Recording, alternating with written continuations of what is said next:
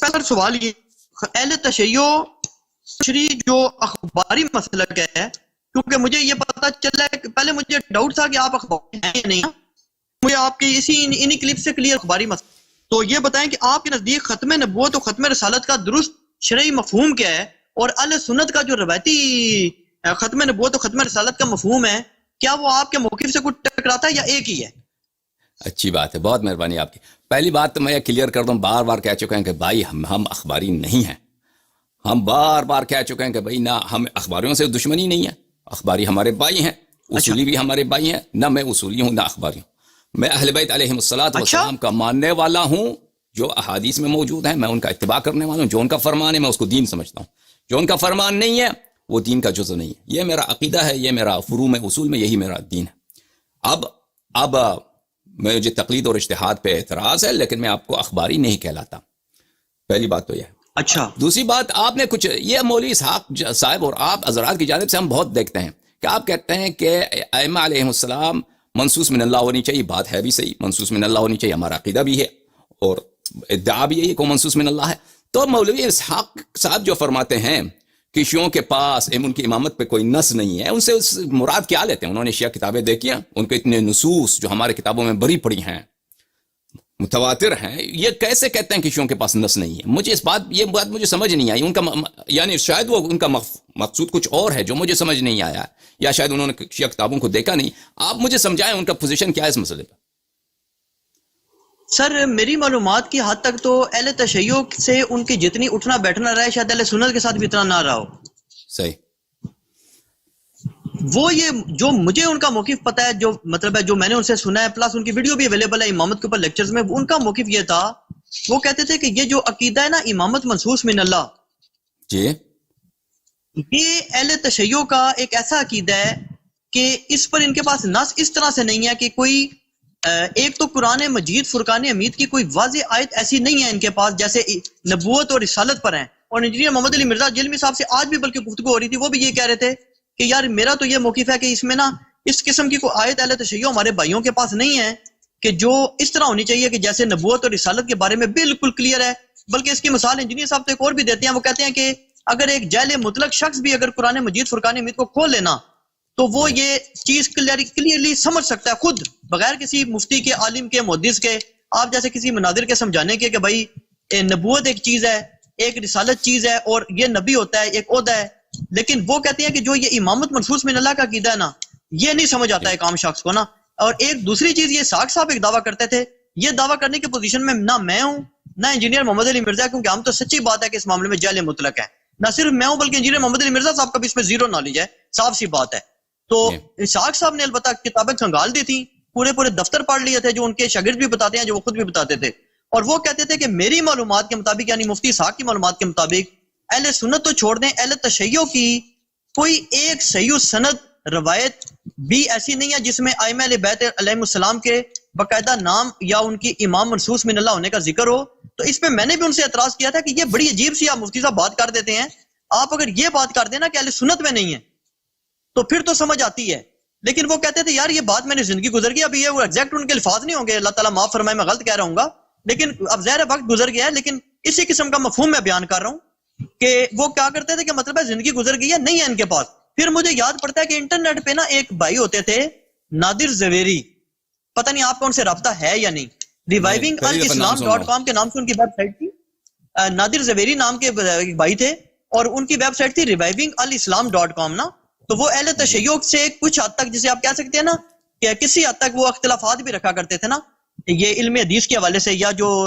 عوام الناس میں یا میرے جیسے عام جہل شخص کے جو نظریات ہیں ان سے اختلاف بھی رکھتے تھے. تو ان کی ویب سائٹ تھی جس پہ وہ علم حدیث رجال وغیرہ نا اہل تشیع کی کافی بحث کرتے تھے، کیونکہ ہم نے تو یہ زیادہ اہل حدیثوں کو کرتے دیکھا ہے، تو وہ کرتے تھے. تو ان سے جب میں نے یہ بات پوچھی تھی نا تو انہوں نے ایک روایت پیش کی تھی. اب وہ روایت اس وقت مجھے یاد نہیں سچی بات، جس میں 12 ائمہ کرام علیہ السلام کے نام موجود تھے. تو جب میں نے مفتی صاحب رحمۃ اللہ علیہ کی زندگی میں یہ بات ان سے کی کہ مفتی صاحب انہوں نے یہ روایت پیش کیا، تو وہ بڑے حیران ہوئے. انہوں نے کہا میری تو زندگی گزر گئی، شیعہ مجتہدین کے ساتھ، شیعہ مناظرین کے ساتھ گفتگو کرتے ہوئے آج تک کوئی روایت نہیں کر سکا، یہ کہاں سے روایت آ گئی. اور پھر مجھے یاد آتا ہے کہ شاید میں نے، اب یہ میں تھوڑا سا بول رہا ہوں، شاید میں نے مودی زبیر علی زئی صاحب کو بھی یہ روایت پیش کی تھی، تو انہوں نے شاید کوئی اس قسم کی بات کی تھی کہ اس کے اندر بھی شکم موجود ہیں. علم حدیث اہل تشیع کے مطابق بھی یہ روایت صحیح ثابت نہیں ہوتی. یہ آپ گزارش ذرا ہے. فون اب مجھے اس کا کوئی پتہ نہیں ہے. کیمرہ دور میں اس میں رکھیں، جہل مطلق ہوں سر. کیمرہ ذرا دور رکھیں. ہاں یہ بہتر نظر آتا ہے اس طرح. بہت مہربانی. بہرحال میری میں اس میں گفتگو جہل بہت مطلق مجھے کوئی پتہ جی نہیں ہے جی سر جی کہ آپ کے یہاں جی روایات سمجھا ہیں یا نہیں ہے، لیکن یہ ان کا دعویٰ تھا اسحاق صاحب کا. جی. اب دیکھیں میں شیعہ اور آپ کے جماعت کے درمیان جو اختلافات ہیں مسئلہ امامت پہ، میں نے اس مسئلے میں کافی میں نے تحقیق کی ہے، اور میرے اس مسئلے پہ بہت سارے تقریرات ہیں اور بہت سارے گفتگو ہیں جو علماء کے ساتھ، آپ کی جماعت کے علماء کے ساتھ میرے مناظرات ہیں مختلف زبانوں میں. تو اور آپ کے علماء کے کتب میں نے کنگالے ہیں، دیکھے ہیں جو ہمارے مذہب کے خلاف انہوں نے لکھے ہیں، جیسے ابن تیمیہ صاحب کا کتاب ہے اور اس طرح. لیکن یہ مجھے انوکھا بات کہ شیعوں کے پاس اس طرح کی حدیث نہیں ہے جو مسئلہ امامت پہ ہو، یہ صرف آپ کے گروپ کی سے سنائی دے رہا ہے. یعنی جو مشہور معروف جو لوگ ہیں جنہوں نے مذہب شیعہ پہ اعتراض کیا ہے، محدث دہلوی نے تحفہ اثنا عشریہ لکھا ہے، اللہ آپ کا بھلا کریں، ابن تیمیہ نے منہاج السنہ لکھا ہے، اور اس طرح کے جو آج کے دور میں جو مختلف وہابی علماء ہیں شیعوں کے خلاف انہوں نے بہت ساری کتابیں لکھیں. اچھا، ان میں وہ ادعا نہیں کرتے کیونکہ ان کو پتہ ہے کہ شیعوں کے پاس احادیث بہت زیادہ ہیں، اور نہ ہمیں یہ کبھی چیلنج ملا یعنی واقعا کہ تم اپنی کتاب سے 12 اماموں، کیونکہ یہ بہت آسان ہے ہمارے لیے اپنی ہی کتابوں سے صحیح احادیث کے ساتھ، بلکہ متواتر احادیث کے ساتھ 12 اماموں کے امامات اور ان کی عصمت اور ان کا علم، یہ ان کی وراثت، یہ ثابت کرنا بہت آسان ہے ہمارے لیے کیونکہ اس کے احادیث بہت زیادہ ہیں. تو مجھے تعجب ہے کہ مولوی اسحاق صاحب یہ کیسے ادعا کر سکتے ہیں کہ شیعوں کے پاس حدیث نہیں ہے، کیونکہ ہماری کتابوں میں حدیث بہت زیادہ ہے. ایک دفعہ آپ نے یہ کہا تھا نا، یہی بات تو میں نے آپ کے فیس بک پہ میں نے آپ کے سوال کے جواب میں ایک کتاب ہے بھلے اثبات الہداتی بالنصوص والمعجزات، اثبات الہدات ائمہ طاہرین ہادیوں کا اثبات کرنا نص اور معجزے کے ساتھ. تو اس کتاب کے صرف میں نے کچھ فہرستیں آپ کو دکھائے تھے، ابواب چیپٹرز کے نام، کہ ہمارے پاس کتنے حدیث ہیں کہ ہر چیپٹر میں کئی ایک احادیث موجود ہیں. تو اگر آپ کتاب کافی میں یہ بھی کہ صحیح حدیث کیا ہوتی ہے اور صحیح حدیث کیا نہیں ہوتا، یہ بھی کوئی مسلم بات قرآنی آیت یا قرآنی یہ روایت سے تو ثابت تو نہیں ہے کہ نص سے ثابت ہو. یہ خود مسئلہ متنازع فی ہے کہ صحیح حدیث کیا ہے اور ضعیف حدیث کیا ہے، کس چیز سے حدیث صحیح بنتے. بہرحال ہمارے پاس یہ بات متواتر ہے. یعنی اگر کسی وقت آپ جاننا چاہیں اسی موضوع پر تو ہم آپ اپنے کتب سے جو اصطلاحی صحیح حدیث ہے جو مشہور معروف ہے کہ مثلا روایت سب ثقات ہوں، توثیق شدہ ہوں اور اس میں کوئی انقطاع نہ ہو، تو اس لحاظ سے بھی دیکھیں تو ہمارے پاس بہت زیادہ ہے. اور اگر اس سے بڑھ کر کہ ایسے احادیث جو قطعی الصدور ہوں، ان میں ایسے قرائن ہوں کہ قطعی الصدور ہوں، تواتر کے لحاظ سے مثلا ثابت ہو، یا کوئی اور ایسے شواہد و قرائن ملیں کہ قطعی الصدور، ہر دونوں لحاظ سے ہم اس آپ کو دکھا سکتے ہیں کہ ہم اس احادیث کے ہمارے مذہب میں کوئی کمی نہیں ہے. بات رہی کہ قرآن مجید فرقان حمید میں ایسی بات ہو کہ اس سے امامت ثابت ہو جائے. دیکھیں، یہ ابھی میں آپ کی خدمت میں عرض کروں کہ میں نے قرآن مجید کے متعلق میرے بہت ساری تقریرات ہیں عربی زبان میں اور فارسی زبان میں، لیکن اردو زبان میں میری کوئی شاید تقریر نہیں ہے. یہ ایک مولوی صاحب بھی صاحب اس بات کو شاید انہوں جانتے ہیں، اب مجھے نہیں معلوم، وہ دنیا سے گئے، ان کو اس بات پہ توجہ رکھتے تھے، ان کے نوٹس میں تھا نہیں تھا کہ یہ شخص کہ آپ مجھے قرآن سے کوئی آیت دکھائیں کہ جس میں 12 اماموں کے نام موجود ہوں. اس کے کئی ایک جواب ہیں. ایک جواب ہمارا یہ ہے کہ تم اپنے فرقے کے روح سے تم عدم نقصان قرآن پہلے ثابت کرو. آپ جو مولوی صاحب کا جو فرقہ ہے، آپ لوگ جو اپنے آپ کو اہل سنت و جماعت کہتے ہو، جو ابو بکر، عمر، عثمان اس کی خلافت پہ ہم سے اختلاف ہے، آپ اپنی مذہب کی روح سے پہلے قرآن کی عدم نقصان کے قرآن میں سے آیات نہیں کٹے گئے اس کو ثابت کریں، کیونکہ ہمارے پاس بے تحاشا بخاری مسلم اور دور جانے کی بات بھی نہیں ہے جو آپ کے نزدیک اجماعی ہے، اس کے روح سے ہم ثابت کریں گے آپ کے لیے کہ قرآن بہت ناقص ہے آپ کے مذہب کے روح سے. اور یہ بھی نہیں کہ گڑبڑ کر کے، یہ بھی نہیں کہ ہم یہ مثلا یہ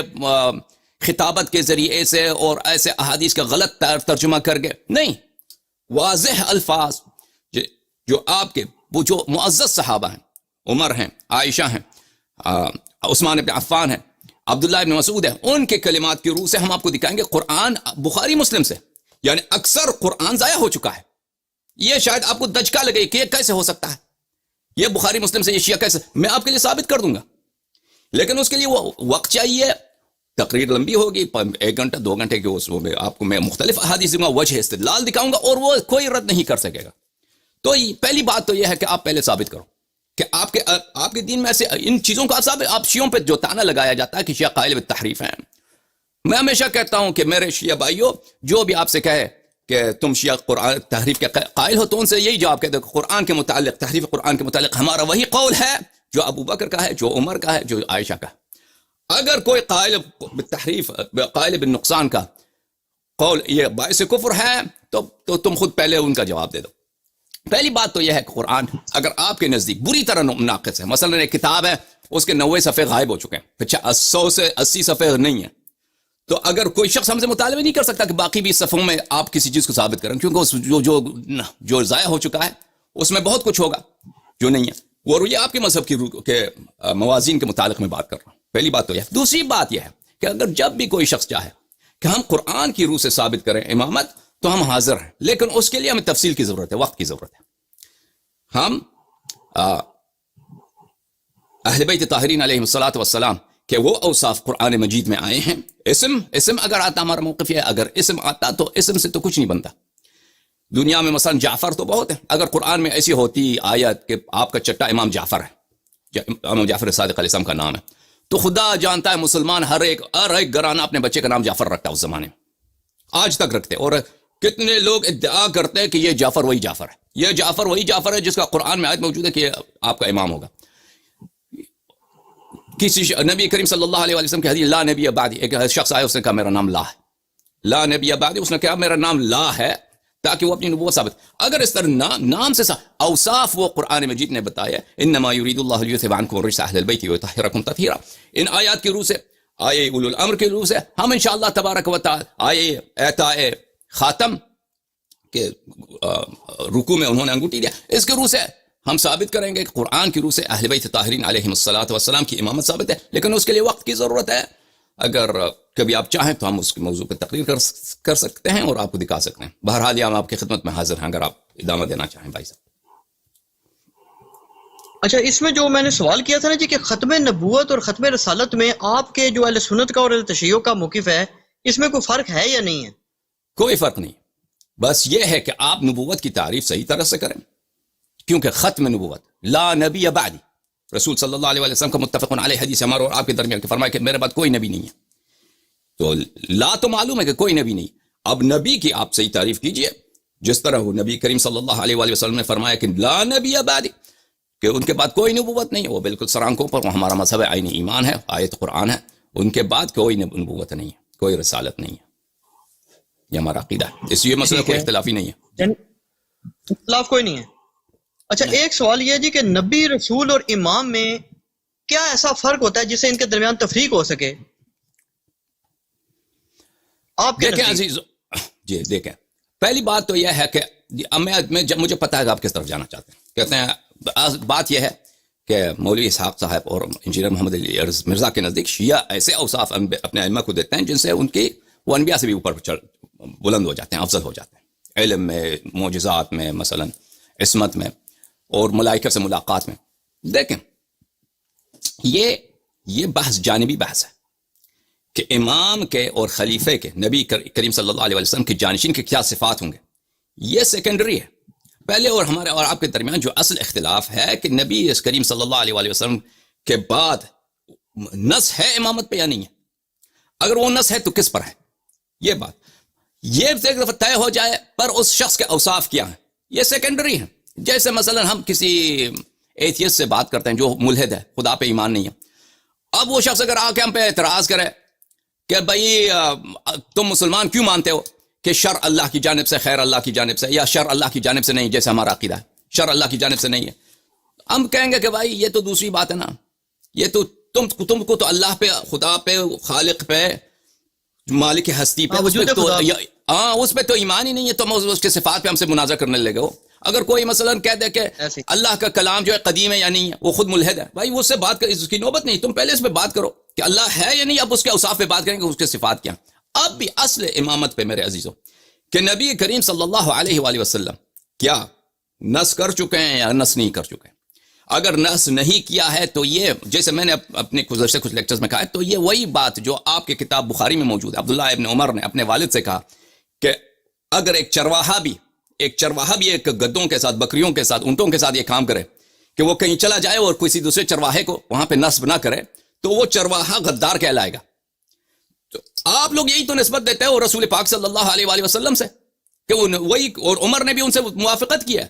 یہ نہیں کہ اختلاف کیا ہے۔ عدم استخلاف کی قلب عقلاً اور نقلاً آپ کے مذہب میں ثابت ہے۔ اسی قبیح کام کو آپ اللہ اور رسول صلی اللہ علیہ وسلم سے نسبت دیتے ہو، اور اس کے علاوہ جو نصوص بالکل واضح و آشکار ہیں، من اطاع علیا فقد اطاعنی، حد سیدی سے، ومن عصاہ فقد عصانی، صحابہ سے ہی تو بولا ہے نا، صحابہ ہی سے کہ جس نے علی کی اطاعت کی اس نے میری اطاعت کی سلام اللہ علیہ، اور جس نے ان کی معصیت کی میری معصیت کی، یعنی اس کی طاعت وہ یہ منسوخ بھی نہیں ہے، ان کے حیات میں واجب، ان کے ممات میں واجب۔ اس طرح کے احادیث کو تم نظر انداز کرتے ہو اور بولتے ہو کہ کوئی نص نہیں ہے۔ پہلی یہ بات یہ ہے، اس کو اب طے کریں گے تو اس کے بعد باری آئے گی، لیکن میں آپ سے مناظرہ نہیں کرنا چاہتا، میں آپ سے نہیں چاہتا کہ آپ جواب دے دیں، آپ جواب دینا چاہیں تو آزاد ہے، اصل بات یہ۔ لیکن آپ کا جو سوال اس میں ہے، گزارش کرتا ہوں، ہاں اگر اجازت دیں گزارش کر جی فرمائیے۔ یہ اچھا ہو گیا کہ آپ نے یہ بات فرما دی، کیونکہ آج ہی تقریباً دوپہر کے وقت میں نے آپ کی یہ تمام جو تھی نا ڈسکشن، یہ میں نے انجینئر صاحب سے ڈسکس بھی کی تھی فون پہ نا، جی تو ای میل بھی کی تھی، اس میں آپ کو بھی سی سی میں رکھا ہوا تھا، میں نے وہ حوالہ جات پیش کیے تھے۔ انجینئر صاحب نے اس میں یہ موقف دیا، پہلے تو میں نے ان سے یہ جو آپ نے روایت پیش کی نا، میں نے ان سے پوچھا، میں نے کہا جی حسن اللہ یاری صاحب جو ہیں وہ یہ لاجک مانگ رہے ہیں کہ رسول اکرم صلی اللہ علیہ وسلم کے بعد جو ہے اہل تشیع کا تو بلیف یہ ہے کہ رسول پاک صلی اللہ علیہ وسلم نے امامت کی نس قطعی دے دی ہے، اور امامت کا سلسلہ آج تک چل رہا ہے اور قیامت تک چلے گا۔ تو حسن اللہ یاری صاحب فرما رہے ہیں کہ آپ یہ پتہ کر کے بتاؤ کہ رسول اکرم صلی اللہ علیہ وسلم کا آپ کے نزدیک یہ موقف ہے کہ انہوں نے کسی کی نس نہیں فرمائی، تو آپ اپنا بھی تو موقف بتاؤ نا۔ تو انجینئر صاحب نے مجھے یہ جواب دیا تھوڑا سوچ کر، انہوں نے کہا حسن اللہ یاری صاحب کو یہ جواب ہے کہ رسول اکرم صلی اللہ علیہ وسلم نے نس نہیں فرمائی، یہ ہمارا موقف ہے، لیکن دیگر تمام انبیاء کرام جو نس فرماتے تھے نا، حسن اللہ یاری صاحب سے یہ پوچھیں کہ وہ کیا کسی غیر نبی کے لیے بھی کبھی فرمائی ہے؟ وہ کہتے ہیں ہسٹری میں جو ہماری معلومات ہے وہ یہی ہے کہ ہر نبی کے بعد یا تو اس کا بیٹا ہوتا تھا یا کوئی اور شخص بھی اگر وہ ہوتا نبی تھا، تو وہ کہتے ہیں جب رسول اکرم صلی اللہ علیہ وسلم کی ختم نبوت ہوگی نا، تو اس کے، یہ انجینئر صاحب کے الفاظ ہیں، وہ کہتے ہیں جی کہ جب رسول اکرم صلی اللہ علیہ وسلم کی ختم نبوت ہو گئی تو اس کے بعد کوئی شخص نبی نہیں تھا، تو قرآن ہی ان کا وسیع بن گیا، قرآن ہی ان کا جانشین بن گیا، قرآن ہی ان کا نائب ہو گیا، اور آج بھی کہتے ہیں قرآن ہی ہے اور قیامت تک قرآن ہی رہے گا، کیونکہ کہتے ہیں حضرت امام مہدی علیہ السلام کے بعد تو اہل تشیع حسن عشری کا بھی یہ عقیدہ ہے کہ اب ان سے رابطہ ممکن نہیں ہے۔ تو وہ کہتے ہیں جی کہ بیسیکلی تو قرآن ہی لوگوں کے گھروں میں ہے نا، تو کہتے ہیں بیسیکلی رسول اللہ صلی اللہ علیہ وسلم نے قرآن کو اپنا وسیع بنایا، اور وہ کہتے ہیں میں نے اس پہ اپنا ایک لیکچر ریکارڈ بھی کرایا، وہ بلکہ آپ کو میں بھیج بھی دوں گا لنک، آپ دیکھ سکتے ہیں ان کا جو موقف ہے، میں نہیں کہہ رہا صحیح ہے یا غلط ہے۔ تو وہ کہتے ہیں کہ کیونکہ رسول اکرم صلی اللہ علیہ وسلم کے بعد نبی کوئی نہیں تھا، ہو سکتا ہی نہیں تھا، اس لیے رسول اللہ صلی اللہ علیہ وسلم نے کسی شخص کو اپنا نائب نہیں بنایا، اور یہ ان کا موقف ہے۔ اس پہ آپ کی کیا علمی رائے ہے سر؟ دیکھیں بھائی صاحب، رسول پاک صلی اللہ علیہ وسلم سے کوئی بات نسبت دینا، اس کے لیے ہمیں دلیل کی ضرورت ہے۔ آپ کہتے ہیں رسول پاک صلی اللہ علیہ وسلم نے یہ کیا یہ نہیں کیا، وہ دلیل ہونی چاہیے، وَإِلَّا یہ کذب ہے، افتراء ہے نبی کریم صلی اللہ علیہ وسلم سے، وہ باعث خلود فی النار ہے، جہنم میں ہمیشہ رہنے والی بات ہے۔ تو